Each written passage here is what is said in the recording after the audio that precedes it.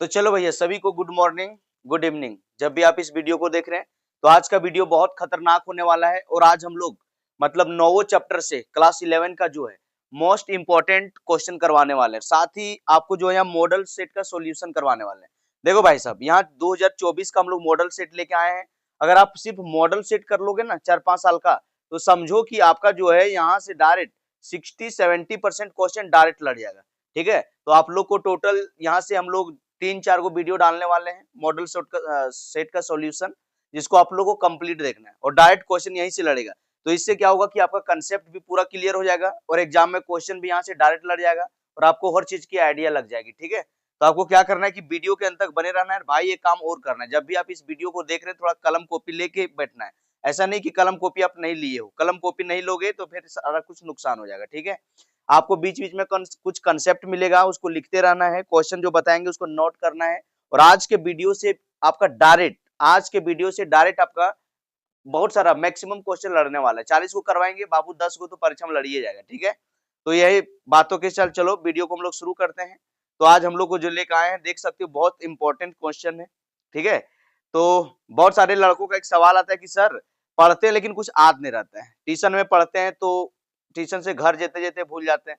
कभी कभी रतिया जो आप पढ़ा देते हो पढ़ते हैं, सुबह उठते हैं वो सारा कुछ भूल जाते हैं। देखो बाबू, अगर आप इस भूल रहे हो ना तो एक पहले समझो।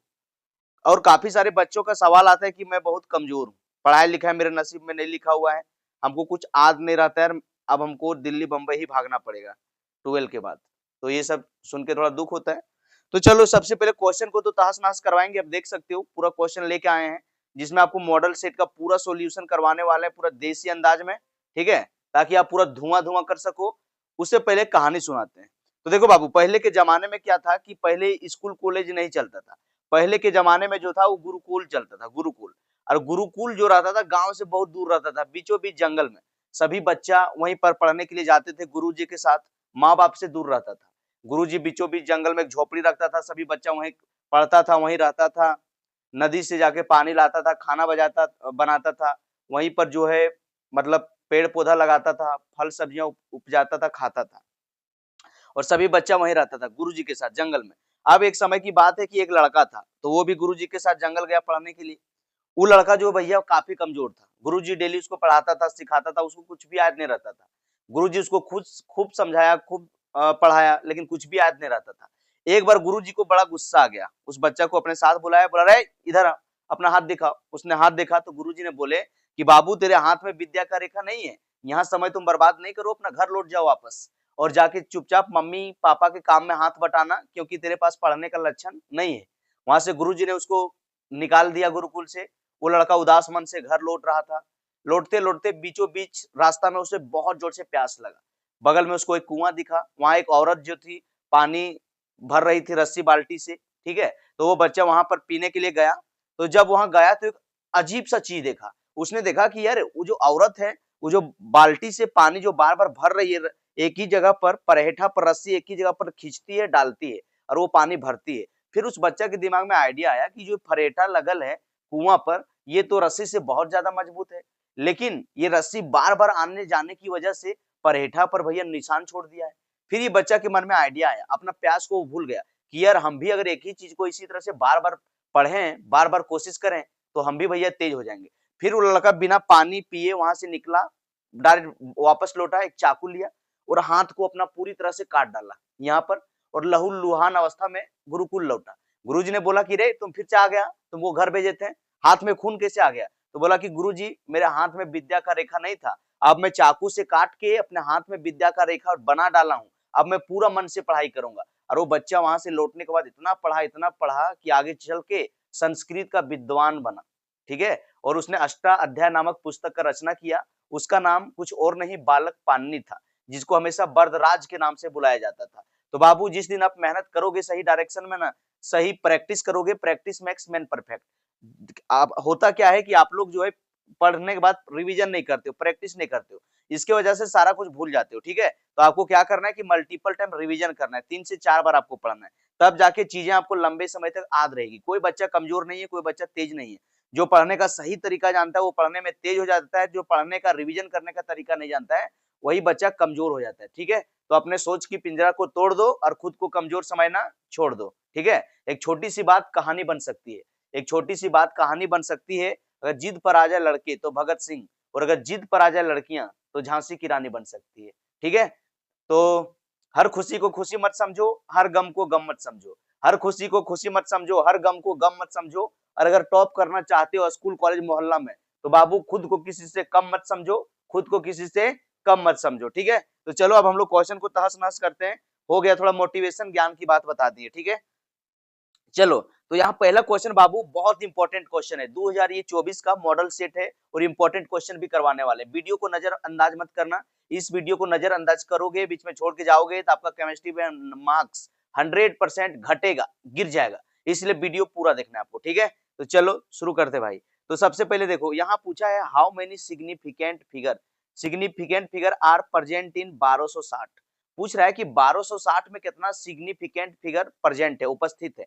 तो देखो आप लोग को जब हम some basic concept of chemistry हम पढ़ाए होंगे या आप कहीं भी पढ़े होंगे, तो वहां आप सिग्निफिकेंट फिगर के बारे में पढ़े होंगे कि all non zero digit are significant. दूसरा चीज पढ़े होंगे कि भैया नन जीरो के बाद जो जीरो आता है, नन जीरो डिजिट के बाद जो जीरो आता है वो क्या होता है, नॉट सिग्निफिकेंट। क्या होता है, नॉट सिग्निफिकेंट। ठीक उसी प्रकार से आपको दे दिया 1260, क्या दे दिया 1260। इसमें पूछा कि सिग्निफिकेंट फिगर की संख्या बताओ, तो आपको बोले कि नन जीरो के बाद जो जीरो आता है उसको सिग्निफिकेंट नहीं माना जाता है। तो टोटल सिग्निफिकेंट कितना हुआ, 1 2 और एक यहाँ पर 3। तो बाबू आपका आंसर हो जाएगा टोटल 3। सिग्निफिकेंट फिगर कितना हो जाएगा, 3। यही अगर आपको पूछ देता कि भैया यहाँ पर लिखल रहता 0 4 5 6, इसमें सिग्निफिकेंट की फिगर की संख्या बताओ, जो शुरू में भी जीरो रहता है ना उसको भी गिना नहीं जाता है, तो ये आपका सिग्निफिकेंट नहीं होगा। टोटल यहाँ भी हो जाएगा 1 2 और 3, यहाँ आपका 3 को सिग्निफिकेंट निकलेगा। इसी तरह से कोई बोल दिया कि भैया 0.0054, इसमें सिग्निफिकेंट की संख्या बताओ, तो देखो भैया जो नन जीरो से पहले जो जीरो रहता है सब सिग्निफिकेंट नहीं माना जाता है। तो इसमें टोटल कितना है, 1 और 2, तो आपका सिग्निफिकेंट फिगर यहाँ होगा 2। ठीक है, तो इस तरह का क्वेश्चन आपको पता होनी चाहिए। अगर इस तरह से 2 4 0 6 इस तरह से दे दिया गया और पूछा गया कि इसमें सिग्निफिकेंट फिगर की संख्या बता, तो देखो बाबू जो बीच में जो जीरो आता है ना वो सिग्निफिकेंट माना जाता है। ठीक है, two zero between two non zero digit are significant. तो टोटल इसमें आपका सिग्निफिकेंट कितना निकलेगा, 1 2 3 और 1 4, तो यहाँ 4 हो जाएगा। ठीक है, तो इस तरह आपको पता होनी चाहिए। ठीक ना बाबू, ठीक।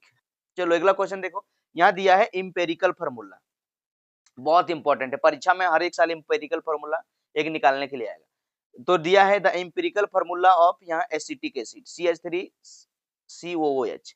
देखो आपको जो दिया है इसको पहले प्यार से लिखो, प्यार से लिखो इसको। क्या दिया हुआ है, यहाँ दिया हुआ है आपको CH3COOH। पहले देखो कार्बन कितना है, देखो यहाँ एक कार्बन यहाँ है, एक कार्बन यहाँ है, टोटल कार्बन 2 है, तो लिखेंगे C2। अब हाइड्रोजन देखो कितना है, 3 गो यहाँ है और एक यहाँ है, 4 गो, तो C2H4 आ गया। ओके, उसके बाद ऑक्सीजन देखो कितना है, एक ठो यहाँ एक ठो यहाँ, 2 गो ऑक्सीजन है। अब इसको आपको क्या करना है कि 2 से सबको डिवाइड करना है, यहाँ से आपको सिंपलेस्ट होल नंबर रेशियो निकालना है। ठीक है, सबको 2 से डिवाइड करना है। अगर सबको आप अगर 2 से डिवाइड करोगे बाबू तो ये कट जाएगा, और कटने के बाद आपका क्या निकलेगा, 2 से 2 कट जाएगा तो बचेगा CH2 और वो ये बच जाएगा। तो यही आपका बनेगा भैया empirical formula. Simplest whole number ratio लेने के बाद जो आता है वही बनता है इंपेरिकल फार्मूला। ऑप्शन कहाँ है, option A B C D, देखो डी में। तो इस तरह का क्वेश्चन बार बार आता है बाबू, इस तरह के क्वेश्चन को आपको इंपेरिकल फार्मूला वाला पता होना चाहिए। इस बार भी आएगा, कई बार पूछ देता है कि बेंजीन का क्या होगा, बेंजीन का। तो देखो बाबू बेंजीन का परीक्षा में पूछते रहता है, बेंजीन BENZEN बेंजीन, बेंजीन का इंपेरिकल फार्मूला। देखो बेंजीन का मॉलिक्यूलर फार्मूला होता है C6H6। जब इसको आपको इंपेरिकल फार्मूला पूछ दे तो आपको इसका सिंपलेस्ट होल नंबर रेशियो निकालना है, इसको काटना है, कितना से कटेगा, देखो 6 1 6 और 6 1 6 कट जाएगा, तो डायरेक्ट क्या बचेगा CH। तो बेंजीन का इंपेरिकल फार्मूला हो जाएगा आपका CH। अगर कोई बोल दिया कि भैया आपको C2H6 का बताओ, C2H6 का, तो इसको आपको सिंपलेस्ट होल नंबर रेशियो लेना है, इसको काटना है। देखो कितना से कट जाएगा, ये आपका कट जाएगा, देखो ध्यान दो, ये आपका कट जाएगा 2 1 2 और 2 3 6, तो C2H6 का कितना हो जाएगा CH3। तो इस तरह से आपको निकालना है इंपेरिकल फार्मूला। जिसका भी एम्पेरिकल फार्मूला निकालना है उसका सिंपलेस्ट होल नंबर रेशियो ले लेना है। C2H6 का कितना हो जाएगा CH3 हो जाएगा, बेंजीन C6H6 का कितना हो जाएगा CH हो जाएगा। ये सब क्वेश्चन एग्जाम में कई बार आया है, इसलिए बीच बीच में आपको क्या करेंगे कि आपको मॉडल शॉर्ट का सॉल्यूशन करवाएंगे ही, लेकिन कुछ इंपॉर्टेंट बताते चलेंगे ताकि एग्जाम में कोई भी कुछ आ जाए तो तहस नहस कर पाओ। ठीक है, चलो अगला क्वेश्चन देखो बाबू, यहाँ दिया है तीसरा क्वेश्चन में, यहाँ दे दिया है कि इफ यू हैव, अगर आपके पास 300 मिलीलीटर, ठीक है, ऑफ 1.5 मोलरिटी NaCl है, तो how many of 4.5 molarity NaCl can you make, कितना बनाएगा। देखो बाबू पहले डेटा देखो क्या क्या दिया हुआ है। यहाँ सबसे पहले जो है मोलरिटी का फार्मूला आपको 2-3 को बताए थे, जिसमें अभी फार्मूला आपका लगेगा M(V1) बराबर M2V2, ठीक है, ये फार्मूला लगेगा। अब इसमें देखो कि दिया हुआ क्या है बालक, ध्यान से देखना, प्यार से देखना। दिया हुआ है आपका, देखो M1 कितना दिया है, M1 आपको दे दिया बाबू 1.5 M, ठीक है। उसके बाद देखो V1 कितना दे दिया है, V1 आपको दे दिया है, कितना दे दिया भैया, 300 ml दे दिया है। उसके बाद देखो आपका M2 कितना दिया है बालक, M2 देखो बेटा, M2 दे दिया है 4.5, कितना दे दिया है 4.5। V2 कितना दिया है, V2 तो ही हम लोग को निकालना है। तो चलो अब इस फार्मूला में हम लोग पुट करते हैं। तो M1 वैल्यू कितना है 1.5, तो यहाँ रख दिए 1.5 इंटू V1 का वैल्यू 300 है बाबू, यहाँ रख दिए 300, कोई दिक्कत, नो दिक्कत। आगे देखो बेटा, आगे देखो M2 निकालेंगे, M2 कितना रख देंगे 4.5, तो रख दिए 4.5। V2 नहीं पता है, V2 ही तो निकालना है हम लोगों को। अब इसको बेटा हल करेंगे, तो देखो अगर 1.5 गुने यहाँ 300 है, यहाँ बटे यहाँ कितना है 4.5 गुने V2, यही तो है। इसमें सबसे पहले आपको क्या करना है, हल करने के लिए आपको सबसे पहले यहाँ बटा लगाओ, एक यहाँ दशमलव उड़ाओ, जगह आप दशमलव उड़ाओगे तो नीचे कितना आ जाएगा, 1 जीरो आ जाएगा, तो यहाँ बन जाएगा आपका 10। फिर देखो 1 जीरो से 1 जीरो मर गया, देखो 1 जीरो से 1 जीरो क्या हुआ, कट गया। अब कटने के बाद क्या बचा, ध्यान दो, यहाँ कटने के बाद होगा कितना 15 तिया 45, 15 तिया 45 यानी कि 450 हो गया। मल्टीप्लाई करने के बाद उसके बाद बचा क्या है 4.5 गुने V2, यही तो बचा है। अब हम लोग को V2 निकालना है भैया, हम लोग को V2 अगर निकालना है तो हम लोग जानते हैं कि अगर हम लोग V2 निकालना है तो देखो ये जो संख्या यहाँ मल्टीप्लाई में है, अगर इसको इधर हम भेज देंगे तो ये कितना भागा में बन जाएगा। तो यहाँ से V2 निकालना है, तो यहाँ देखो पहले मेरे पास कितना था 450, और इसको इधर ले आए तो कितना हो गया 4.5, डिवाइड में आ गया क्योंकि उधर मल्टीप्लाई में था, और यहाँ V2 बच गया। अब ध्यान दो, आप पहले दशमलव उड़ाते हैं, अगर आप दशमलव उड़ाओगे, देखो यहाँ 1 दशमलव उड़ा दिए, नीचे से 1 दशमलव उड़ा दिए तो ऊपर में 1 जीरो बैठेगा। अब जीरो बैठेगा तो देखो कहाँ से कट रहा है, देखो 45 एक 45 कट गया, 45 एक 45, और 2 जीरो है, 2 जीरो अपना ऊपर आ गया, तो V2 बराबर कितना हो गया 100। V2 बराबर कितना निकल गया 100। तो देखो V2 जो वैल्यू निकल गया आपका कितना निकल गया 100। तो 100 कहाँ है भैया, देख लो 100 कहाँ है, 100 ml, V2 बराबर 100 ml, कहाँ है भैया 100 ml, 100 ml, देखो ये में, तो आपका आंसर हो जाएगा ये। देखो मोलरिटी का एक क्वेश्चन 100% आता है, एक वीडियो इससे पहले अपलोड हुआ है और ये सेकंड वीडियो, और 2 वीडियो आपका और अपलोड होगा। ये चारों वीडियो को अगर आप देख लोगे तो आपका जो है परीक्षा देने के लिए जाओगे सेंटर पर तो 40 में 40 को धुआं धुआं कर दोगे, गारंटी है। नहीं करोगे धुआं धुआं, आके कमेंट में गालियां बकना। चलो आगे देखो question number 4, which of the following have largest number of atoms, पूछ रहा है कि कौन किसके पास लार्जेस्ट नंबर ऑफ एटम्स है। ठीक है, देखो इसको जब हम पढ़ाए थे तो बाबू आप लोग को ऑफलाइन में पढ़ाए थे, ऑफलाइन में पढ़ाए थे कि सबसे पहले जो है मॉलिक्यूल, क्या है मॉलिक्यूल, मॉलिक्यूल या फिर एटम जो है इनवर्सली प्रोपोर्शनल होता है एटॉमिक मास के, एटॉमिक वेट के, एटॉमिक वेट या फिर एटॉमिक मास। अब इसमें थोड़ा निकालना पड़ेगा कि अगर हम मॉलिक्यूल देखना है कि भैया किसमें सबसे ज्यादा है, तो देखना होगा कि एटॉमिक वेट सबसे अगर कम है, आपको क्या देखना होगा, इनवर्सली प्रोपोर्शनल का मतलब होता है अगर आपको मॉलिक्यूल ज्यादा चाहिए, अगर ई वाला बढ़ाना है, मॉलिक्यूल को बढ़ाना है तो आपको एटॉमिक वेट कम लेना पड़ेगा। तो ये 4 को हम लोग को दिया है, इसमें एटॉमिक वेट किसका कम है, तो देखो यहाँ पहला में हम लोग को दे दिया है 1 ग्राम, 1 ग्राम दे दिया है सिल्वर, सेकंड में दिया है 1 ग्राम सोडियम, सी में दिया है 1 ग्राम लिथियम, और डी में दिया है 1 ग्राम क्लोरीन। अब देखो हम लोग जानते हैं कि यहाँ देखो सिल्वर, हम लोग के पास एक सिल्वर है, ठीक है Au, तो सिल्वर का एटॉमिक नंबर कितना होता है 47, ओके। उसके बाद सोडियम दिया है तो भैया सोडियम का कितना होता है एटॉमिक नंबर 11, ओके। उसके बाद लिथियम दिया है तो लिथियम का कितना होता है बाबू 3 होता है, ओके। एक हम लोग को क्लोरीन दिया, क्लोरीन का कितना होता है 35। तो देखो भैया जिसका एटॉमिक नंबर सबसे कम, ठीक है, जिसका एटॉमिक नंबर सबसे ज्यादा होता है उसका एटॉमिक मास भी सबसे ज्यादा होगा। तो एटॉमिक नंबर किसका कम है, सबसे कम किसका है लिथियम का, तो एटॉमिक मास भी सबसे कम किसका होगा लिथियम का, तो एटॉमिक वेट भी सबसे कम किसका होगा लिथियम का। तो आपका आंसर क्या हो जाएगा लिथियम। तो ये फार्मूला याद रखना कि नंबर ऑफ मॉलिक्यूल्स है तो नंबर ऑफ एटम्स पूछ दिया, और सब कोई बराबर है, सबका देखो 1 ग्राम बराबर है। तो यहाँ देख लेना कि मॉलिक्यूल जो होता है इनवर्सली प्रोपोर्शनल होता है एटॉमिक वेट का, देखो यहाँ मॉलिक्यूल लिखे चाहे एटम्स लिखे कि बताओ, तुम एटम्स भी लिख सकते हो, कोई दिक्कत नहीं। चलो अगला क्वेश्चन देखो, दिया है calculate the number of electron proton and neutron. ठीक है, आपको यहाँ से इलेक्ट्रॉन प्रोटॉन और न्यूट्रॉन निकालने के लिए दे दिया है ब्रोमीन में। किसमें दे दिया? ब्रोमीन में। चलो निकालते हैं। आप लोग को बाबू एक हम फॉर्मूला बताए थे, और नहीं तो आप जानते होंगे कि Z बराबर P बराबर E, यही तो होता है। हम लोग को क्या दे दिया है? हम लोग को दे दिया है ब्रोमीन। ब्रोमीन का दे दिया है यहाँ पर, नीचे है 35 और ऊपर में इसका 80, यही दिया है। तो आप लोग को बताए थे कि बाबू ऊपर में जो रहता है, एक बार हम पढ़ाए थे बताए थे, ऊपर में जो रहता है भार रहता है। क्या रहता है? भार। भार का मतलब मास, मतलब एटॉमिक मास, ऊपर वाला मास रहता है। ऐसे समझो, तुम बहुत बचपन जो है ना भूल जाता है कि सर एटॉमिक नंबर नीचे वाला रहता है कि ऊपर वाला रहता है, एटॉमिक मास ऊपर वाला रहता है कि नीचे वाला रहता है। एक कहानी से समझो, एक मानो कि एक तरह मोटरी दे दी है, एक मोटरी दे दी है, ये मोटरी ये पूरा भारी है। ये मोटरी जो है मान लो कि 35 किलो का है, 35 किलो है का है, तो क्या करोगे? अगर ये मोटरी हल्का रहता 5 किलो का, तो अब हाथा में इसको झूलेले बोलता। कहाँ झूलेले बोलता? हाथा में। लेकिन ये मोटरिया 35 किलो का है। अब ये मोटरिया पूरा भारी है, तो ये मोटरिया को आप क्या करोगे? ये मोटरिया भारी है, जो आपको वजन लगता है उसको क्या करते हो? अपना मूड़ा पर लाद लेते हो, मथवा पर। तो ये मोटरिया आप मूड़ा पर लाद दोगे। जब भारी लगा तो आप अपना कहाँ लाद लिए? मूड़ा पर। इसी तरह से मतलब जो ऊपर में रहता है, जो मास, मास माने भार, जो ऊपर में रहता है भारी रहता है, उसको हम लोग मास बोलते हैं। ठीक है, तो भारी वाला मास नंबर, और बचा एटॉमिक नंबर, तो नीचे जो है वो एटॉमिक नंबर है। और हम लोग ये भी जानते हैं बाबू, आप लोग को सिखाए थे कि जेड को हम लोग एटॉमिक नंबर से डिनोट करते हैं। और किसी भी न्यूट्रल आइटम के लिए जेड बराबर पी बराबर ई होता है। मतलब जेड का मतलब होता है बेटा एटॉमिक नंबर। जेड का मतलब क्या होता है? Atomic number. ठीक है, और पी का मतलब होता है एटॉमिक नंबर। ठीक है, और पी का मतलब होता है नंबर ऑफ प्रोटॉन। क्या होता है भैया? Number of proton. Number of proton. और ई का मतलब क्या होता है बाबू? ई का मतलब होता है नंबर ऑफ इलेक्ट्रॉन। क्या होता है? Number of electron. अगर ये न्यूट्रल आइटम है, यानी कि चार्ज नहीं है, तो जेड बराबर पी बराबर ई होता है। तो देखो ब्रोमीन पर तो कोई चार्ज नहीं है, मतलब इसका मतलब हो गया कि भैया ब्रोमीन का एटॉमिक नंबर अगर 35 है, इसका मतलब कि इसमें इलेक्ट्रॉन की संख्या भी 35 निकल गया फार्मूला के अनुसार से। प्रोटॉन की संख्या आपका भी 35 निकल गया। लेकिन हम लोग को न्यूट्रॉन चाहिए, तो न्यूट्रॉन निकालने के लिए बोले थे कि मास नंबर में एटॉमिक नंबर को बेटा घटा देना। तो मास नंबर ऊपर में कितना है? 80 है। तो जब हम लोग 80 में बेटा 35 को घटाएंगे तो बालक क्या बचेगा? 10 में 5 जाएगा तो 5 बचेगा, 10 में 5 जाएगा 5 बचेगा, और 7 में यहाँ एक चल गया, 7 बचा, 7 में 3 गया तो 4 बचा, 45। मतलब हम लोग देख लिए कि इलेक्ट्रॉन कितना है हम लोग के पास। हम लोग के पास देखो इलेक्ट्रॉन निकल गया 35, ओके, प्रोटॉन निकल गया 35, ओके, और हम लोग का न्यूट्रॉन निकल गया 45। तो यही तो पूछा है, इलेक्ट्रॉन प्रोटॉन और न्यूट्रॉन, और ये सीरियली में बताना है। तो देखो इलेक्ट्रॉन 35 कहाँ है भैया? देखो 35 35, देखो 35 35 45 कहाँ है? 35 45 35, ये नहीं होगा, 35 35 45 होना चाहिए। 35 35 45, देखो ये सीरियली में।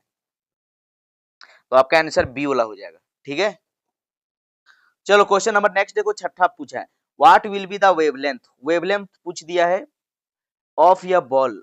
बॉल का मास दिया हुआ है 0.1 केजी दिया है, मूविंग विथ वेलोसिटी 10 मीटर पर सेकेंड। तो इसका वेवलेंथ पूछा है। बाबू आप लोग को हम डी ब्रोगली पढ़ाए थे, de Broglie wavelength, de Broglie वाला इक्वेशन से पढ़ाए थे कि एच लैम्बडा बराबर होता है h upon m v. Lambda wavelength निकालना है तो आपको हम डी ब्रोगली इक्वेशन में पढ़ाए थे, de Broglie, D B R O G L I E, de Broglie. और नहीं तो आप पढ़े भी होंगे, ये चैप्टर नंबर 1 में पढ़े होंगे।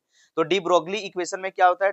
लैम्बडा बराबर h by m b. H क्या होता है? एच होता है आपका प्लैंक्स कांस्टेंट, और एच का वैल्यू आप जानते हो कि एच का वैल्यू होता है 6.636 गुने 10 के पावर माइनस 34 जूल सेकेंड। ठीक है, ये आपका होता है बेटा। अब इसमें तुम जान रहे हो, उसके बाद सब तो दिया हुआ है। एम का वैल्यू देखो दिया हुआ है, मास दिया हुआ है, मास दिया हुआ है, एम का वैल्यू आपका दिया हुआ है, एम बराबर कितना हुआ? दिया हुआ है 0.1। उसके बाद देखो वेलोसिटी भी बराबर भी दिया है, भी बराबर कितना दिया हुआ है? 10। अब इस फार्मूला में लिख दो, वेवलेंथ निकल जाएगा।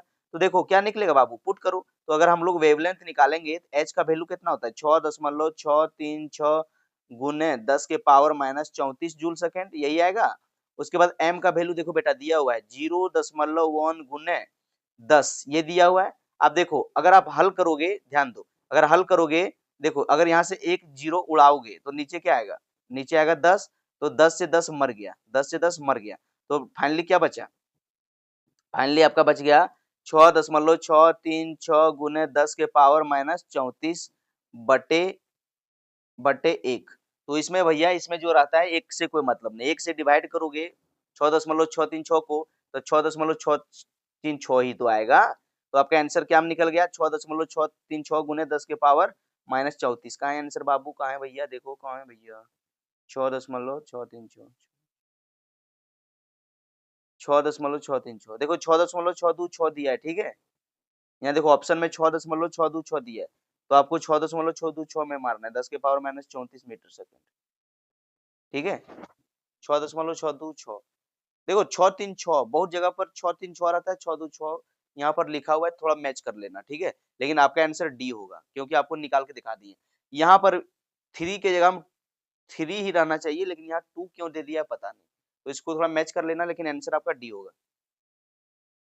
7वां देखो बाबू, यहाँ दिया है the series of the series series of line in the hydrogen spectrum which appear the visible region of the electromagnetic radiation। आप लोग को Lyman series, Balmer series, Paschen series, पिरफन सीरीज सब पढ़ाए थे, और उसमें समझाए थे कि जो आपका बाल्मर सीरीज होता है वो होता है विजिबल रेंज में, मतलब विजिबल रेंज में कौन होता है, बाल्मर सीरीज। कौन होता है, बाल्मर सीरीज। राइट लो बाबू, बाल्मर सीरीज ला क्वेश्चन है, बहुत इंपॉर्टेंट क्वेश्चन, एग्जाम में इतने रहता है, ठीक है। तो विजिबल रीजन में कौन रहता है, बाल्मर। क्वेश्चन नंबर 8 देखो बेटा, वहां दिया हुआ है विच of the flowing quantum number defines three dimensional shape of the orbital shape. देखो भैया, हम लोग आप लोग को पढ़ाए थे कि प्रिंसिपल क्वांटम नंबर को हम लोग एन से डिनोट करते हैं, ठीक है। एजुमेथल क्वांटम नंबर को हम लोग एल से डिनोट करते हैं, मैग्नेटिक क्वांटम नंबर को हम लोग एम से डिनोट करते हैं, और स्पिन क्वांटम नंबर को हम लोग एस से डिनोट करते हैं। आप लोग को पढ़ाए थे कि भैया जो एन है प्रिंसिपल क्वांटम नंबर जो है, ये हम लोग को सेल के बारे में बताता है, किसके बारे में, सेल के बारे में। और ये बताए थे कि अजुमथल क्वांटम नंबर जो है हम लोग को शेप के बारे में बताता है, किसके बारे में, शेप के बारे में बताता है, ठीक है ना। तो मैग्नेटिक क्वांटम नंबर ओरिएंटेशन के बारे में बताता है, किसके बारे में, ओरिएंटेशन, ORIENTATION, ओरिएंटेशन के बारे में। और स्पिन क्वांटम नंबर जो है हम लोग को स्पिन के बारे में बताता है कि हाफिल, ये मैग्नेटिक स्पिन के बारे में बताता है। मतलब अगर ऊपर है तो इसका होता है माइनस प्लस हाफ, और नीचे है तो माइनस हाफ। तो देखो हम लोग को पूछा है कि शेप के बारे में कौन बताता है, शेप के बारे में बाबू बताता है हम लोग को एजुमथल क्वांटम नंबर, ये याद रखना। और एजुमथल क्वांटम नंबर को एल से डिनोट करते हैं, जो हम लोग को शेप के बारे में बताता है। आपका आंसर हो जाएगा बी नंबर। चलो क्वेश्चन नंबर नेक्स्ट देखो, 9वां। देखो पूछा है what is the total number of orbital, ठीक है, with principal quantum number n बराबर 3। देखो बाबू, आप लोग को जब हम सिखा रहे थे तो आप लोग को बताए थे कि अगर ऑर्बिटल पूछ दिया तो आपको n स्क्वायर फार्मूला लगाना है। ऑर्बिटल निकालने के लिए पूछ दिया तो n स्क्वायर निकालना है। देखो हम आप लोग को पूछा है n बराबर 3 वैल्यू दे ले, 3 दे ले, तो यहाँ आपका हो जाएगा 3 के स्क्वायर, और 3 का स्क्वायर करेंगे तो 9 हो जाएगा। तो फाइनली आपका आंसर 9 कहाँ पर है भैया, डी में। तो यही अगर पूछ देता सेल नंबर टू n बराबर 2 दे रहा था वैल्यू, तो यहाँ 2 का स्क्वायर करते हैं 4 आ जाता है। अगर सेल नंबर 1 में पूछने रहता तो 1 का स्क्वायर करते हैं तो 1 निकल के आ जाता। अगर आपको पूछ देता कि सेल नंबर 4 में कितना होगा, तो यहाँ 4 का स्क्वायर करते हैं तो निकल जाता। तो हम लोग को कितना दिया था क्वेश्चन में, थर्ड का, तो 3 यहाँ पुट किए, 3 का स्क्वायर आपका 9 निकल गया। चलो नेक्स्ट क्वेश्चन 10 देखो, which of the flowing species iso electronic with CH4। पूछ रहा है कि किसके पास आइसो इलेक्ट्रॉनिक। आप लोग को पढ़ाए थे, आप लोग को भैया पढ़ाए थे आइसोटोन, आइसोबार, है ना, आइसोटोन, आइसोबार, ये सब पढ़ाए थे। और उसमें आप लोग को एक और पढ़ाए थे भैया आइसो इलेक्ट्रॉनिक। क्या पढ़ाए थे, iso electronic, ELECTRONIC, iso electronic. आप लोग को पढ़ाए थे कि आइसो मतलब होता है सेम, क्या होता है, सेम, या फिर आइसो का मतलब होता है इक्वल, ठीक है। अरे इलेक्ट्रॉनिक का मतलब होता है नंबर ऑफ इलेक्ट्रॉन। तो सबसे पहले पूछ रहा है कि किसमें किसमें जो है CH4 इतना इलेक्ट्रॉन होगा, इलेक्ट्रॉन CH4 के बराबर होगा। अगर CH4 को हम लोग देखें तो देखो कार्बन का एटॉमिक नंबर कितना होता है, 6 होता है, ओके। और हाइड्रोजन 4 गो है, तो 4 का कितना हो जाएगा, 4। तो टोटल हम लोग को 10 इलेक्ट्रॉन निकलेगा, टोटल 10 इलेक्ट्रॉन। आप देख लो कि 10 किसके पास होगा, तो हम लोग जानते हैं 10 किसके पास होगा, सोडियम का 11 होता है, आर्गन का 18 होता है, नियोन का 10 होता है, मैग्नीशियम का 12 होता है। तो हम लोग का CH4 के पास भैया टोटल जोड़े तो 10 इलेक्ट्रॉन है, और 10 इलेक्ट्रॉन किसके पास होता है, नियोन के पास। तो आपका आंसर हो जाएगा सी, नियोन। क्या हो जाएगा बेटा, सी, नियोन। क्वेश्चन नंबर 11 देखो, यहाँ दे दिया फ्लोरीन, ऑक्सीजन, नाइट्रोजन और क्लोरीन, ठीक है भैया, फ्लोरीन, ऑक्सीजन, नाइट्रोजन और chlorine. Which have element have highest negative electron gain enthalpy. किसके पास नेगेटिव गेन इंथैल्पी जो है सबसे नेगेटिव होता है। तो जो सबसे नेगेटिव इलेक्ट्रॉन गेन इंथैल्पी होता है वो आपका होता है भैया नेगेट अरे यार नेगेटिव नहीं, highest negative electron gain enthalpy. तो highest negative electron gain enthalpy जो होता है वो क्लोरीन के पास होता है। किसके पास, क्लोरीन के पास। ये कैसे आ गया जी, ठीक है।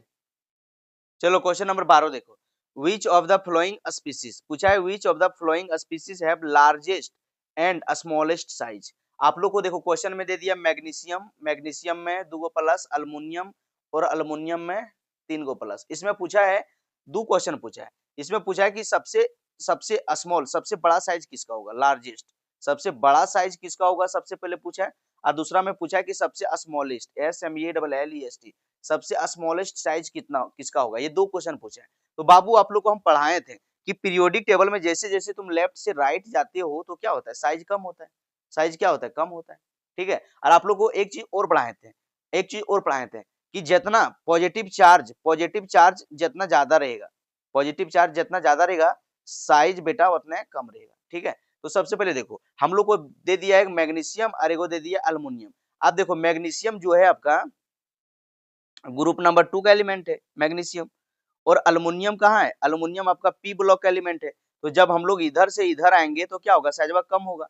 तो भैया सबसे पहले बड़ा है कि अगर अल्युमिनियम तरफ आएंगे हम लोग, बैंगन आलू गाजर इन थैली, ठीक है, बैंगन आलू गाजर इन थैली।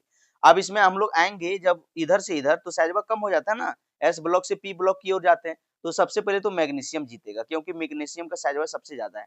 अब प्लस में कौन जीतेगा, जिस पर जितना ज्यादा प्लस उसका साइजवा उतने कम, जितना ज्यादा प्लस उतना साइजवा उतने कम। तो ज्यादा प्लस किसके पास है, ज्यादा प्लस आपके पास किसके पास है, तो ज्यादा प्लस आपके पास अल्युमिनियम के पास है। तो अल्युमिनियम का साइजवा सबसे कम होगा, तो अल्युमिनियम का साइजवा आपका सबसे कम हो जाएगा और मैग्नीशियम का साइजवा सबसे बड़ा हो जाएगा। तो सबसे पहले क्या पूछा था कि लार्जेस्ट, तो लार्जेस्ट आपका मैग्नीशियम होगा, तो मैग्नीशियम आंसर देखो किसमें ये है, अल्युमिनियम का कम, तो आंसर आपका बी निकलेगा। सब ये सब कंसेप्ट हम पढ़ाए हैं और ये सब कंसेप्ट पर ही क्वेश्चन डायरेक्ट आ जाएगा, यह क्वेश्चन आ जाएगा, रिपीट हो जाएगा, आधा क्वेश्चन बात यहीं से उठ के जाएगा बाबू। देखो यहाँ पूछा है था general outer electronic configuration of D block element, D block element का जो है आउटर इलेक्ट्रॉनिक कॉन्फ़िगरेशन का क्या फार्मूला होता है। तो इसका भैया इसका फार्मूला होता है n-1d में 1 से 10 ns1 से 2, तो ये हो जाएगा। यही अगर आप लोग को एस ब्लॉक का पूछता है, किसके लिए पूछता है, एस ब्लॉक का, तो एस ब्लॉक का हो जाता है ns1 से 2। तो ये क्वेश्चन बहुत बार पूछा है। अगर आपको एस ब्लॉक का जनरल इलेक्ट्रॉनिक कॉन्फ़िगरेशन पूछ देगा तो ये बता देना। अगर आपको पी ब्लॉक का पूछ दिया, क्या पूछ दिया, पी ब्लॉक का, तो पी ब्लॉक का क्या होता है ये आपको कमेंट करके बताना है, कमेंट में बताना है। चलो अगला देखो, यहाँ पूछा है कि the dipole moment of BeCl2, BeCl2 का डायपोल मोमेंट क्या होगा, 1 होगा, 2 होगा, 3 होगा या फिर 0 होगा। समझो बाबू, सबसे पहले BeCl2 दे दिया है, तो BeCl2 का स्ट्रक्चर कैसे छपाता है, BeCl और आपका Cl, ये जो है आपका लीनियर होता है, क्या होता है, लीनियर। अब लीनियर में क्या होता है कि डायपोल मोमेंट क्या होता है, समझो एक बॉन्डवा जो है, देखो एक बॉन्डवा जो है इधर खींच रहा है, एक बॉन्डवा इधर खींच रहा है अपने तरफ से। अब दुयो अपोजिट साइन है, इसीलिए दुयो अपोजिट होके ही कैंसिल हो जाता है और डायपोल मोमेंट इसका फाइनली 0 हो जाता है, क्योंकि दुयो साइड में खींच रहा है, कोई ना एक ना, दुयो से एक दूसरा से कैंसिल आउट हो जाता है, डायपोल मोमेंट इसका 0 हो जाता है। चलो अगला पूछा है the bond order of O2, O2 का बॉन्ड ऑर्डर क्या होगा। देखो भैया जब आप लोग पढ़ा रहे थे केमिकल बॉन्डिंग चैप्टर पढ़ाए थे, तो पूरा बड़ा बड़ा एनर्जी डायग्राम छापने के लिए सिखाए थे और आपको बोले थे कि बॉन्ड ऑर्डर का फॉर्मूला होता है भैया, क्या बोल रहे थे कि NB नंबर ऑफ बॉन्डिंग और number of anti bonding divide by 2, यही फॉर्मूला दिए थे। अब ये दिए थे, एक आपको ट्रिक भी बोले थे कि भैया आज रखना कि 14 का होता है 3, 14 का होता है 3, ये वाला ट्रिक दिए थे। और 14 के बाद बोले थे कि आप गिनती को बढ़ाना है, 14 के बाद क्या आता है 15, उसके बाद आता है 16, उसके बाद 17, उसके बाद 18, ठीक है, और इधर ऊपर कम करो, 14 से पहले क्या आता है 13, 13 से पहले 12, 12 से पहले 11, 11 से पहले 10। और बोले थे कि ऊपर नीचे जाएगा तो 0.5 कम करना, तो देखो 0.5 कम करेंगे, जब देखो सबसे पहले 14 पर 3 याद रखना, नीचे आएंगे तो 0.5 कम करेंगे, 0.5 कम किए तो कितना आ गया 2.5। अब 16 में फिर 0.5 कम करेंगे, कितना आ जाएगा 2, फिर 17 में 0.5 कम करेंगे तो 1.5 आ जाएगा, और फिर 18 में 0.5 कम करेंगे तो 1 आ जाएगा। ठीक उसी प्रकार से अगर ऊपर जाएंगे 0.5 कम करेंगे तो 13 का कितना हो जाएगा 2.5 हो जाएगा। ठीक उसी प्रकार से 12 में जाएंगे तो कितना हो जाएगा 2 हो जाएगा, अगर 11 में जाएंगे तो कितना हो जाएगा 1.5 हो जाएगा, और 10 में क्या हो जाएगा 1।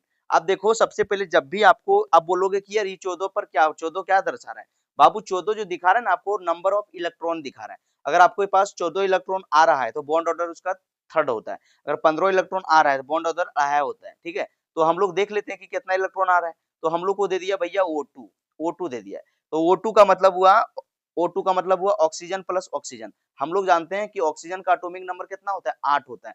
तो 8 इलेक्ट्रॉन यहाँ है, 8 इलेक्ट्रॉन यहाँ है, तो टोटल कितना आ गया, टोटल मेरे पास आ गया 16 इलेक्ट्रॉन। तो आपको बोले कि 16 इलेक्ट्रॉन का बॉन्ड ऑर्डर कितना होगा, देख लो 16 में कितना है 2, तो आपका आंसर निकल जाएगा 2। तो आंसर कहाँ है भैया, देखो 2। यह अगर आपको दे देता N2, क्या पूछ देता, अगर आपको पूछ देता परीक्षा में N2 का बता, थोड़ा रफ कर रहे हैं, थोड़ा मिटा रहे हैं, ये सब समझ ले जाओ, ये सब नोट कर ले जाओ, ये सब समझ ले जाओ, जहां नहीं समझ में आता है वीडियो को 2 बार देखो। अगर आपको पूछ दिया कि N2 का बॉन्ड ऑर्डर क्या होगा, तो देखो भैया N2 का सबसे पहले क्या करो कि इसमें नंबर ऑफ इलेक्ट्रॉन गिन लो। तो देखो नाइट्रोजन प्लस नाइट्रोजन, N2 का मतलब नाइट्रोजन प्लस नाइट्रोजन। एक नाइट्रोजन का एटॉमिक नंबर 7 होता है, 2 नाइट्रोजन है 7 7 14। देखो 14 पर कितना होता है, बॉन्ड ऑर्डर 3। तो यहाँ से आपका निकल जाता है कि N2 का जो है बॉन्ड ऑर्डर वो भैया निकलेगा 3। ठीक है। अगर इसी तरह से कोई आपको पूछ दिया कि भैया O2 माइनस का बॉन्ड प्लस का बॉन्ड ऑर्डर कितना होगा, तो देखो O2 प्लस का पूछ दिया तो बाबू देखो 2 गो ऑक्सीजन का 8 दूनी 16 और प्लस का मतलब क्या होता है, एक इलेक्ट्रॉन निकालना। तो 16 में निकाल दिया तो टोटल कितना आया, 15 इलेक्ट्रॉन, और 15 इलेक्ट्रॉन पर बॉन्ड ऑर्डर कितना निकलता है, देख लो 2.5। तो आपका बॉन्ड ऑर्डर निकल जाता है 2.5। तो इस तरह से आप किसी का भी बॉन्ड ऑर्डर निकाल सकते हो इस ट्रिक से, ठीक है, बशर्ते ये आपको याद होनी चाहिए। चलो क्वेश्चन नंबर 16 देखो बेटा, क्वेश्चन नंबर 16 में पूछा है the shape of water molecule. Water molecule का शेप पूछा है। बाबू पहले समझो, वाटर मॉलिक्यूल को देखो, वाटर हम लोग किसको बोलते हैं, वाटर हम लोग बोलते हैं H2O को। आप जब भी शेप निकालना रहेगा ना, इसका स्ट्रक्चर ड्रॉ करना। ऑक्सीजन है और इसके पास भैया 2 गो हाइड्रोजन है, 2 हाइड्रोजन है, और आप लोग को बताए थे कि अगर 2 गो बॉन्ड बनाया है तो इसका मतलब ये है कि पानी के पास 2 गो लोन पेयर रहता है, 2 गो क्या रहता है, लोन पेयर। और शेप में क्या करता है कि लोन पेयर बाबू, जब भी हम लोग शेप देखना रहता है तो लोन पेयर को हम लोग भुलाए जाते हैं। जब भी आपको शेप देखना रहेगा तो लोन पेयर को डिलीट कर देना, ठीक है। जब हम लोग लोन पेयर को डिलीट कर देंगे, हटा देंगे, तो ये हट जाएगा, तो बचेगा क्या, ध्यान दो, लोन पेयर को हटा दिए क्या बचा, बचा इस तरह से, इस तरह से। इसको उल्टाओ, इस तरह से क्या बोलते हैं, इसको बोलते हैं भी, तो इसको बोलते हैं हम लोग भी शेप, या फिर इसी का नाम है बेंट शेप। क्या नाम है, बेंट शेप, बेंट शेप। या फिर इसी का तीसरा नाम है angular shape, ANGULAR, angular shape. तो ये परीक्षा में तीनों ऑप्शन कुछ भी दे दे तो उसमें आपको टिक मारना है। तो हम लोग को देखो कहाँ दिया है, भी शेप नहीं है, बेंट शेप। हाँ देखो बेंट शेप कहाँ है भैया, कहाँ है भैया, देखो सी में, तो आंसर हो जाएगा आपका बेंट। तो इसको पता रखना है आपको कि जब भी हम लोग को शेप निकालना होता है तो हम लोग क्या करते हैं कि लोन पेयर को हटा के देखते हैं, लोन पेयर को हम लोग डिलीट कर देते हैं, उसके बाद जो आता है वही हम लोग का होता है, ठीक है। तो ये बात बाबू आप लोग को पता होना चाहिए, ठीक है। और आपको पढ़ो एकदम शान से, और ये सब बातें पता रखना। चलो अगला देख लेते हैं। अगला क्वेश्चन नंबर देखो 17। क्वेश्चन नंबर 17 में पूछ दिया है what is the hybridisation of methane in carbon. देखो बेटा सबसे पहले दे दिया है CH4। क्या दे दिया है, CH4। CH4 का स्ट्रक्चर इस तरह से छपाता है, CH, उसके बाद H और H, इस तरह से छपाता है। आप लोग को बोले थे कि अगर हाइब्रिडाइजेशन निकालना है तो सिग्मा बॉन्ड देखना। अगर 2 गो सिग्मा है तो इसको हम लोग बोलते हैं sp। अगर सिग्मा बॉन्ड की संख्या 3 गो है तो इसको बोलते हैं sp2। अगर सिग्मा बॉन्ड की संख्या 4 गो है तो इसको बोलते हैं हम लोग sp3। तो देखो इसमें सिग्मा बॉन्ड क्या है बाबू, सिग्मा बॉन्ड को सिंगल बॉन्ड बने, सिग्मा बॉन्ड देखो एक यहाँ है सिंगल बॉन्ड, एक यहाँ है, 2 गो एक यहाँ है, 3 गो एक यहाँ, 4 है, टोटल 4, और 4 को हम लोग क्या बोलते हैं sp3। तो आपका आंसर क्या हो जाएगा, sp3 का है सी नंबर में, sp3। और यही आप लोग को ज्योमेट्री पूछता है तो इसको देखो इस किस तरह दिख रहा है, ध्यान दो, ये दिख रहा है किस तरह से, देखो यहाँ इस तरह से, इस तरह से। अगर यही आपका ज्योमेट्री पूछ देता तो इसका ज्योमेट्री होता है टेट्राहेड्रल, TETRAHEDRAL।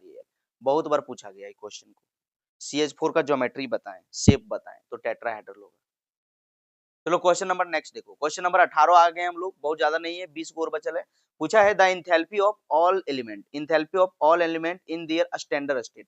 स्टैंडर्ड स्टेट में इसका इंथैल्पी क्या होता है, तो स्टैंडर्ड स्टेट में इंथैल्पी इसका 0 होता है बाबू, किसके बराबर होता है, 0 के बराबर। अगर कोई बोल दिया स्टैंडर्ड स्टेट का मतलब वो अकेला, जैसे H2 हो गया, H2 हो गया, N2 हो गया, O2 हो गया, या फिर H हो गया, N हो गया, O हो गया। जब फ्री स्टेट में रहता है स्टैंडर्ड स्टेट में तो इसका इंथैल्पी होता है 0। चलो अगला देखो, अगला पूछा है for the process occur under isothermal condition the correct condition is. Isothermal में बोले थे कि टेम्परेचर कांस्टेंट रहता है, क्या रहता है, टेम्परेचर कांस्टेंट।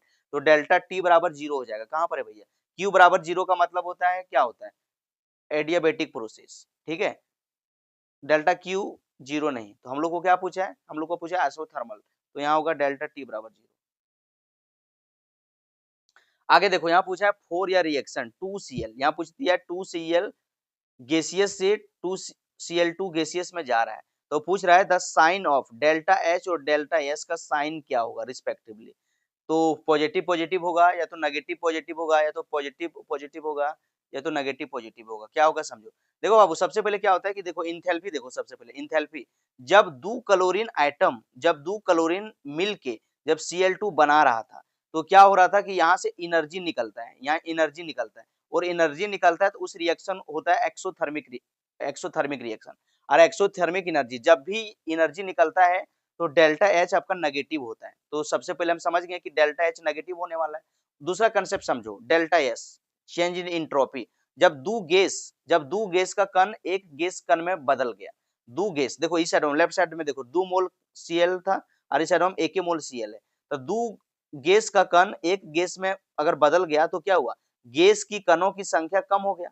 अगर 2 से 1 हो गया तो भैया क्या हुआ, गैस की संख्या कम हुआ, और गैस का संख्या कम हुआ इसका मतलब हुआ कि डिसऑर्डर उसका कम हो गया, डिसऑर्डर कम हो गया, और डिसऑर्डर कम हो गया तो डेल्टा एस जो है वो नेगेटिव हो गया।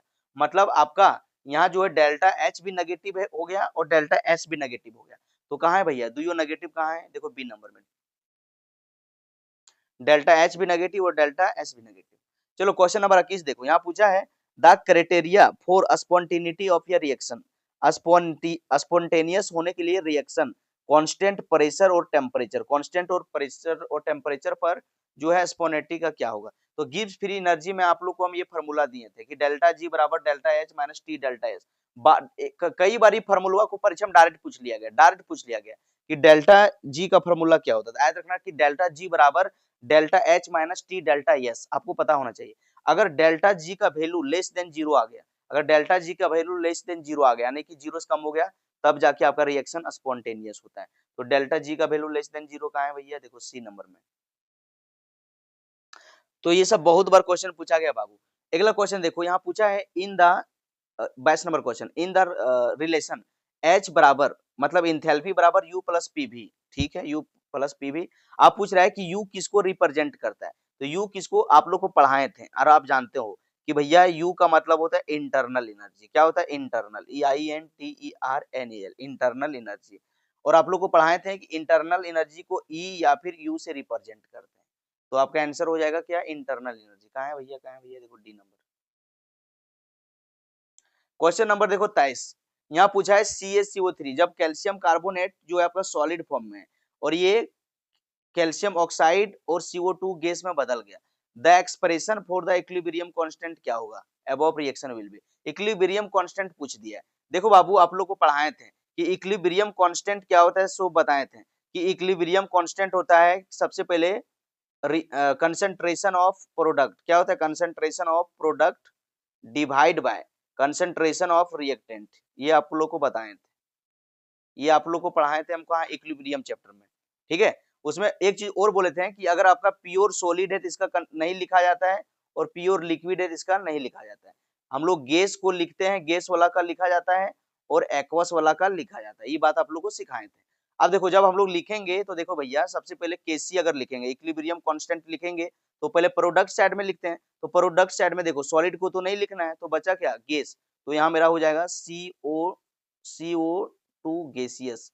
तो इसका कंसंट्रेशन डिवाइड बाय क्या लिखेंगे, रिएक्टेंट का। तो रिएक्टेंट में देखो सॉलिड है, इसका भी नहीं लिखेंगे। तो फाइनल मेरा हो गया Kc बराबर CO2 गैसियस। कहाँ है भैया, Kc बराबर CO2, Kc बराबर CO2, देखो डी नंबर। तो आपका आंसर होगा डी नंबर। बहुत बारी क्वेश्चन आया था, पूछा है what is the conjugate acid of water, conjugate acid पूछा है, कंजुगेट एसिड। देखो आप लोग को हम कंजुगेट और एसिड बनाने के लिए बहुत बार सिखाए कि भैया अगर आपको कंजुगेट एसिड बनाना है, क्या बनाना है, conjugate acid, CONJUGAT, conjugate acid. Conjugate acid बनाना है तो क्या करना, जो दिया है, जो दिया है, जो दिया है उसमें उसमें H प्लस जोड़ देना, H प्लस क्या करना, जोड़ देना, जोड़ देना।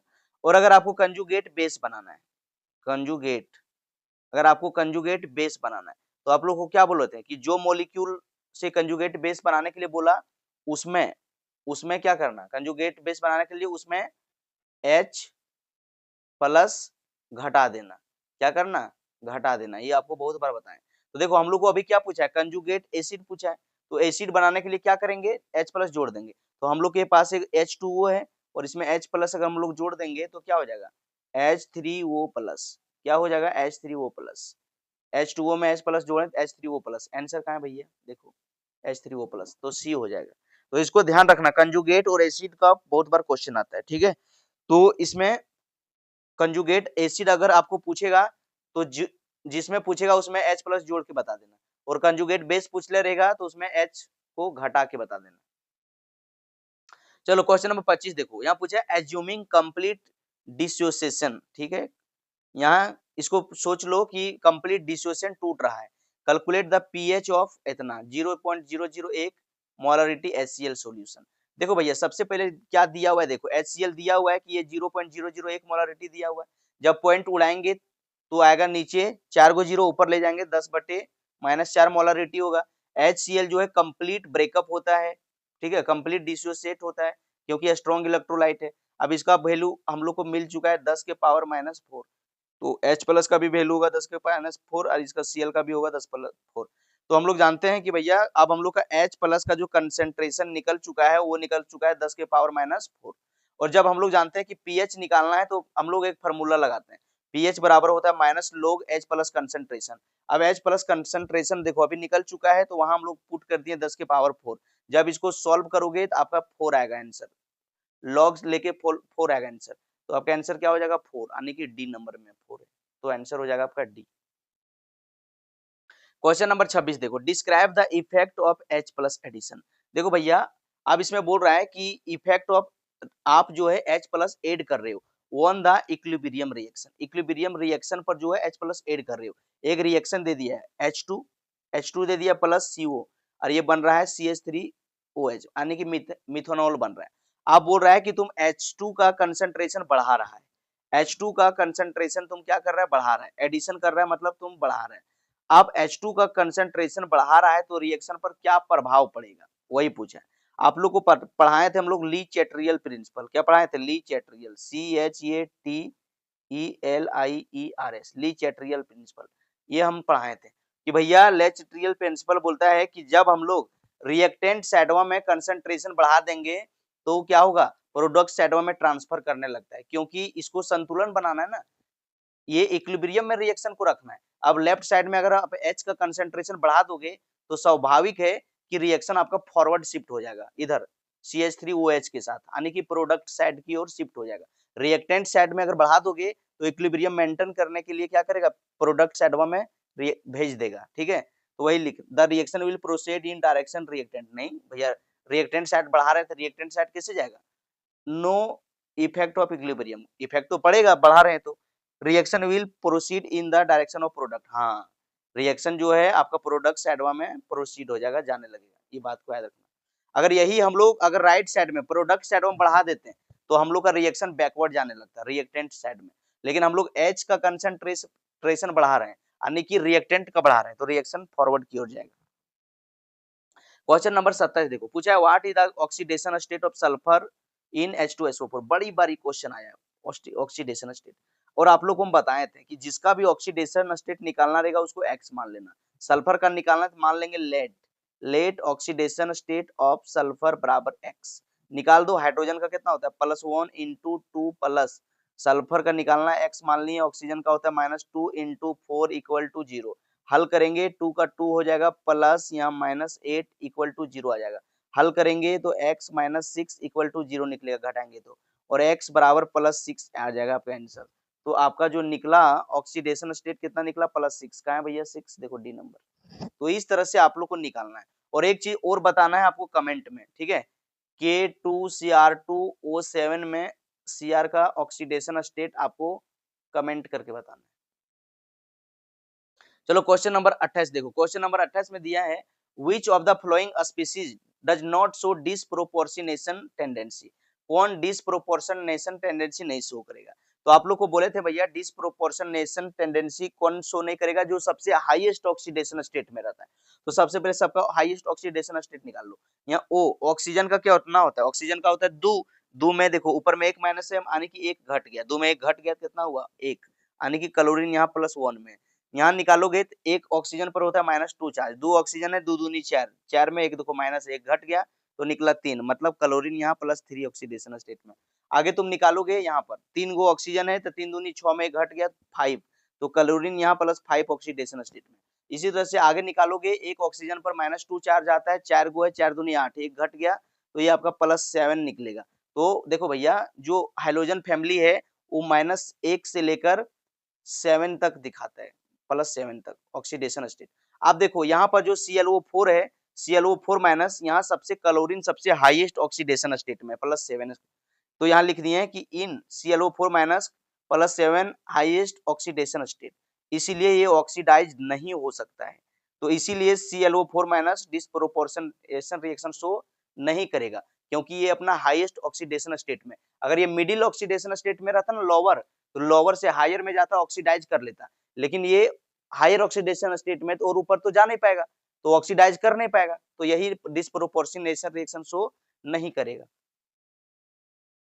ये ठीक है, थोड़ा लैपटॉप को क्या हो गया, 1 मिनट रुकना बाबू, 1 मिनट, ठीक है सॉरी, थोड़ा ये ऊपर में आ गया था थोड़ा क्या। चलो आगे देखते हैं हम लोग, आगे देखते हैं। रुक गया जी, कैसे रुक गया, आगे पीछे नहीं जा रहा है, गया, चल गया, रुक गया था कैसे। चलो तो क्वेश्चन नंबर 29 देखते हैं हम लोग। क्वेश्चन नंबर 29 देखो, क्वेश्चन 29 में दे दिया आयुपेक नेम ऑफ CH3, देखो CH3 के होल 3 CCl, इसमें आपको क्या पूछा आयुपेक नेम। आयुपेक नेम पूछने के लिए आपको बोले थे कि जब भी इस तरह की चीज दे दिया तो डरना नहीं, आपको बोले थे बाबू जो ये डब्बा में पेक रहता है ना कपड़ा पर चढ़ा देना, इसके बगल में जो कार्बन रहेगा वो कपड़ा पर चढ़ा देना। अब देखो कपड़ा पर चढ़ा दोगे तो 3 गो है, देखो मेरे पास क्या है, एक C है, एक मेरे पास क्या है, ओके 1 मिनट रुकना, एक मेरे पास क्या है C है, कैसे कैसे ये लसला है नाच रहा है, पैजवा कैसे घिसक रहा है इधर उधर। देखो सबसे पहले अगर इसका हम लोग नाम लिखेंगे तो चलो सबसे पहले आपको क्या सिखाए थे कि बाबू नाम लिखना है, सबसे पहले चढ़ा देंगे, एक मेरे पास C है और एक Cl है, और देखो CH3 3 बार है डब्बा में तो CH3 3 बार लिखेंगे, CH3 और फिर से CH3। और आयुपेक नेम लिखने के लिए बोले थे 3 काम करना, पहला काम करना है कि लंबा चेन चुनना, दूसरा काम करना नंबरिंग करना, तीसरा काम करना PWS लगाना। तो लंबा चेन चुन लेते हैं कार्बन कार्बन के बीच में, तो लंबा चेन आपका ये बनेगा, एक एक लंबा चेन बनेगा। अब लंबा चेन बनेगा, दूसरा काम क्या था नंबरिंग करना, तो नंबरिंग कहां से करेंगे, जहां से पहला ब्रांच नजदीक आएगा, लेफ्ट साइड में जाओगे तो 1 2 में बैठाएगा, ऊपर से जाओगे 2 में बैठाएगा, तो इसको मान लेंगे 1, इसको 2 और इसको 3। अब क्या देखो कि सबसे पहले देखो 2 नंबर में 2 ब्रांच है, एगो मिथाइल है एगो क्लोरीन है, तो एबीसीडी में पहले कौन आता है, पहले आता है सी, तो आंसर हो जाएगा 2 पर क्लोरो, 2 पर क्लोरो, 2 पर मिथाइल, 2 पर क्लोरो, 2 पर मिथाइल, 2 पर क्लोरो, 2 पर मिथाइल, उसके बाद 3 कार्बन है प्रोप और सिंगल बॉन्ड है ANE, तो ये आपका आंसर हो जाएगा 2 क्लोरो 2 मिथाइल प्रोपेन। नाम लिखने पूरा सिखाए थे, नहीं जानते हो तो प्ले लिस्ट में आयुपेक नेम लिखने के लिए वीडियो पड़ा हुआ है, जाके देख लो, एक क्वेश्चन 100% आएगा, ठीक ना। 2 क्लोरो 2 मिथाइल प्रोपेन कहाँ है भैया, बी नंबर देखो, बी नंबर में। चलो अगला क्वेश्चन देखो, अगला 30 नंबर आ गए, बहुत ज्यादा नहीं है, बस अब हम लोग करीब हैं। यहाँ पूछ दिया था total number of sigma bond और pi bond in benzene. Benzene में आपको पूछ दिया सिग्मा बॉन्ड और पाई बॉन्ड की संख्या। बाबू सबसे पहले बेंजीन का स्ट्रक्चर छापो, उसके बाद सन निकल जाएगा।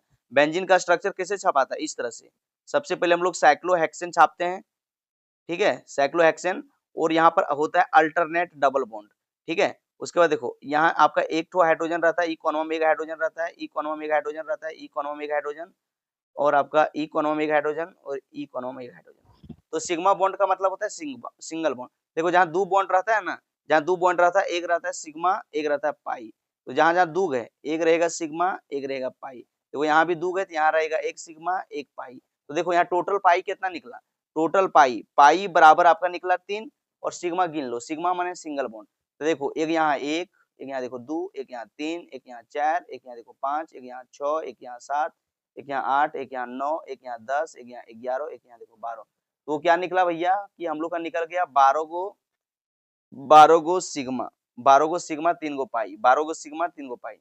देख लो 12 और 3 कहाँ है, 12 और 3 कहाँ है, 12 3 कहाँ है, 12 3 कहाँ है, देखो सी नंबर में 12 3, तो 12 सिग्मा और 3 पाई। परीक्षा में क्वेश्चन आते रहते हैं, तो आपको कमेंट में बताना है, ठीक है। C2H2 इसमें सिग्मा बॉन्ड और पाई बॉन्ड की संख्या ए नंबर, बी नंबर। C2H4 में सिग्मा बॉन्ड की संख्या, पाई बॉन्ड की संख्या। बहुत बार परीक्षा में आया। चलो अगला अगला क्वेश्चन देखो बाबू, the hybridisation of carbon in ये मॉलिक्यूल। एक मॉलिक्यूल दे दिया, इसमें हाइब्रिडाइजेशन पूछा कार्बन का। देखो बाबू यहाँ दे दिया है सी डबल बॉन्ड वो दे दिया, ओके, और इसके पास दो हाइड्रोजन है, तो दो हाइड्रोजन साइड साइड कर दिए। हम लोग जानते हैं कि हाइब्रिडाइजेशन निकालते हैं क्या करते हैं, हाइब्रिडाइजेशन निकालने के लिए हम लोग सिंगल बॉन्ड देखते हैं कि सिंगल बॉन्ड क्या है, तो सिंगल बॉन्ड क्या है, देख लो यहाँ एक यहाँ है सिग्मा बॉन्ड, एक सिग्मा बॉन्ड यहाँ है, एक यहाँ, टोटल 3 गो है। और 3 गो रहता है क्या बोलते हैं, sp2, 2 गो रहता है तो sp, 3 गो रहता है तो sp2, 4 गो रहता है तो sp3। तो हम लोग के पास 3 गो है तो sp2 हो जाएगा, आंसर बी हो जाएगा। चलो क्वेश्चन नंबर 32 देखो, which of the following will not act as nucleophile. Nucleophile के जैसा कौन एक्ट नहीं करेगा, देखो भैया न्यूक्लियोफाइल NuCleo न्यूक्लियो और फाइल, ठीक है। तो न्यूक्लियो का मतलब होता है न्यूक्लियस, न्यूक्लियो का मतलब क्या होता है न्यूक्लियस, और न्यूक्लियस में क्या रहता है भैया, न्यूक्लियस में रहता है पॉजिटिव, क्या रहता है पॉजिटिव। और फाइल का मतलब होता है लवर, क्या होता है लवर, या फिर इसको बोलते हैं अट्रैक्टिंग, ATTRACTING, लवर या फिर अट्रैक्टिंग। अब पॉजिटिव से कौन अट्रैक्ट होगा बताओ, कि पॉजिटिव है भैया, न्यूक्लियस में रहता है प्लस चार्ज, और इस प्लस चार्ज से कौन लव करेगा, कौन अट्रैक्ट होगा, माइनस वाला। कौन अट्रैक्ट होगा, माइनस वाला। अब प्लस वाला माइनस वाला, ठीक है। तो हम लोग को पूछा कि कौन एक्ट नहीं करेगा, तो प्लस वाला को नहीं एक्ट करेगा। हम लोग जानते हैं सेम चार्ज रिपल्सन। तो देखो न्यूक्लियस में ओवरऑल प्लस चार्ज है, और प्लस वाला नहीं जाएगा, ठीक है, माइनस वाला चल जाएगा। तो प्लस किसके पास है, देख लो प्लस किसके पास है, अमोनिया के पास लोन प्यारे नहीं जाएगा। देखो प्लस बी नंबर में, तो क्लोरीन प्लस नहीं जाएगा, क्योंकि इसके पास भी प्लस है और न्यूक्लियस में भी प्लस है। प्लस प्लस क्या हो जाएगा, रिपल्सन, अनस्टेबल हो जाएगा। चलो अगला क्वेश्चन देखो, क्वेश्चन नंबर 33 दिया है, the type of structural isomerism found in A compound, ये दे दिया है, ये दे दिया है, इसमें कौन सा आइसोमरिज्म शो करेगा बाबू। देखो यहाँ क्या है, ध्यान दो, यहाँ आपके पास क्या है CH3 CH2O CH2 और CH3 ये दे दिया है, और एक आपको क्या दे दिया है CH3O, उसके बाद CH2 और CH3 यही दे दिया है। देखो आप लोग को बोले थे कि अगर डायवैलेंट फंक्शनल ग्रुप है, डायवैलेंट फंक्शनल ग्रुप है, देखो यहाँ भी ऑक्सीजन है, यहाँ भी ऑक्सीजन है, दुइयों तरफ से बॉन्ड बनाया है, दुइयों तरफ से बोले थे कि दुइयों का अगर सेम सेम, देखो इस साइड में दुइयों का सेम सेम था, देखो एक इधर एक छोट हो गया, इधर आपका बड़ हो गया। जब इस तरह से बड़ छोट हो जाए, डायवैलेंट बायवैलेंट फंक्शनल ट्राइवैलेंट फंक्शनल ग्रुप के दुइयों साइड में बड़ छोट ग्रुप लटकल रहे, तो ये मेटामरिज्म शो करता है, क्या शो करता है, मेटामरिज्म। तो आंसर मेटामरिज्म कहाँ है भैया, कहाँ है भैया, देख लो डी नंबर। चलो क्वेश्चन नंबर 34 देखो, the substituent that can not classified as electron withdrawing group relative to hydrogen.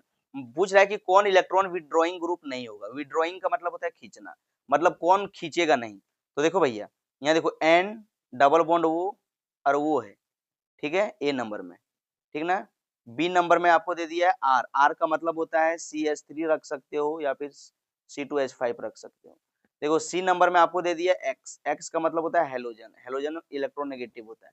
और डी नंबर में आपको दे दिया है C ट्रिपल बॉन्ड N, तो ये सब जो है ना, सब इलेक्ट्रॉन खींचता है। देखो यहाँ देखो फ्लोरीन और क्लोरीन के पास क्या है, इलेक्ट्रॉन खींचने का पावर है। एक्स का मतलब क्या हुआ, फिर कल हेलोजन, और हेलोजन के अंदर कौन कौन आता है, फ्लोरीन क्लोरीन ब्रोमीन और आयोडीन, तो ये सब इलेक्ट्रॉन खींचता है।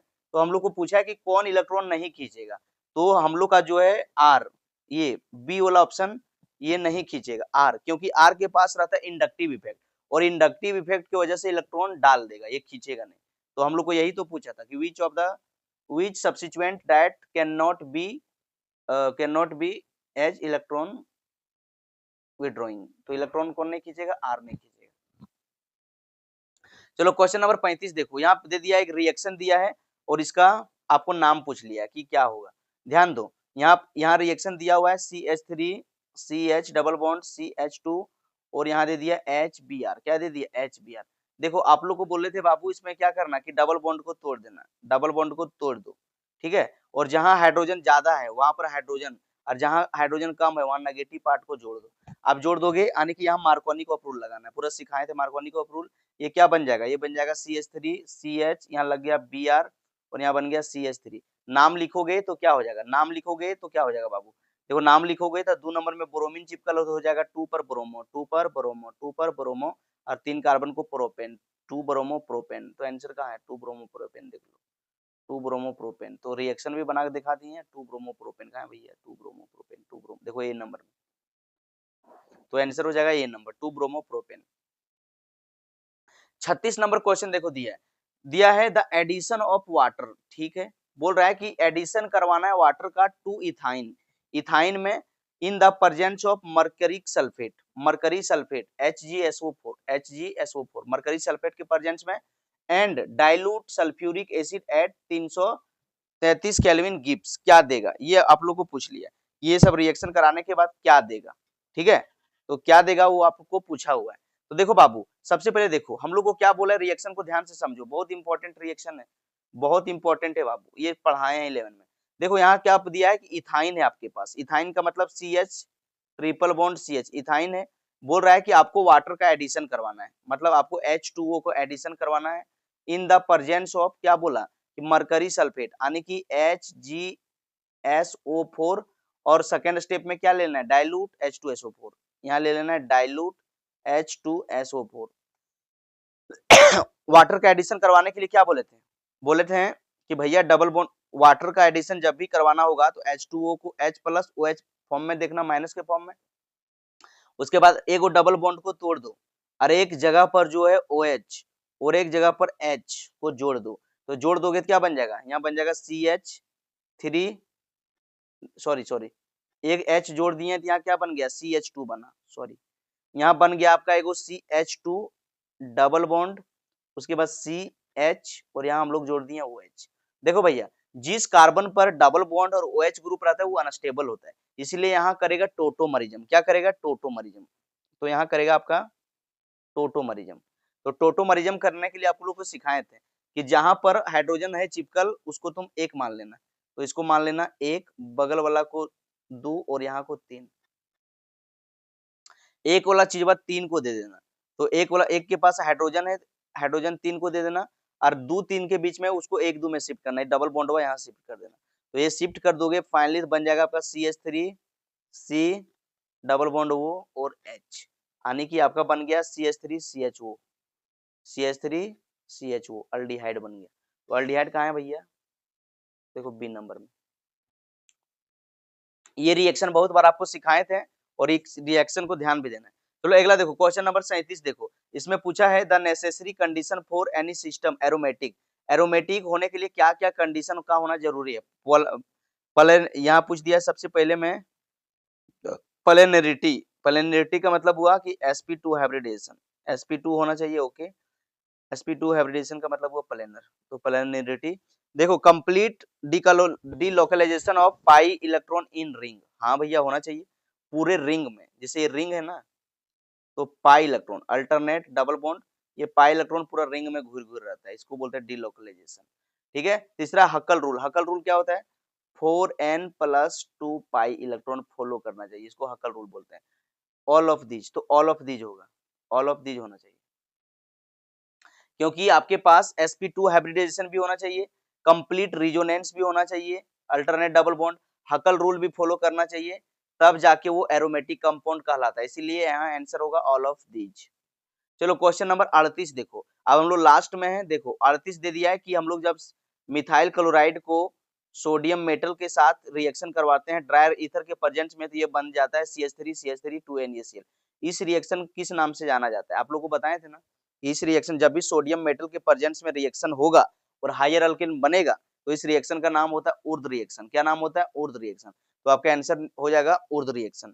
चलो क्वेश्चन नंबर 39 देखो, पूछा है विच of the following is not an पूछा है not an example of electron displacement effect in covalent bond. तो आप लोग बताए थे कि inductive effect, resonance effect, hyper conjugation, mesomeric effect, ये सब इलेक्ट्रॉन डिस्प्लेसमेंट इफेक्ट है। लेकिन देखो ये जो डिस्टिलेशन दे दिया है ये तो नहीं पढ़ाए थे भैया, तो आपका यही तो पूछा है कि कौन नहीं है, तो डिस्टिलेशन हो जाएगा, क्योंकि आपको जो इलेक्ट्रॉन डिस्प्लेसमेंट इफेक्ट में inductive effect, resonance effect, hyper conjugation और मेजोमेरिक इफेक्ट ये सब पढ़ाए थे, क्या नहीं पढ़ाए थे, डिस्टिलेशन। तो आंसर हो जाएगा आपका डिस्टिलेशन।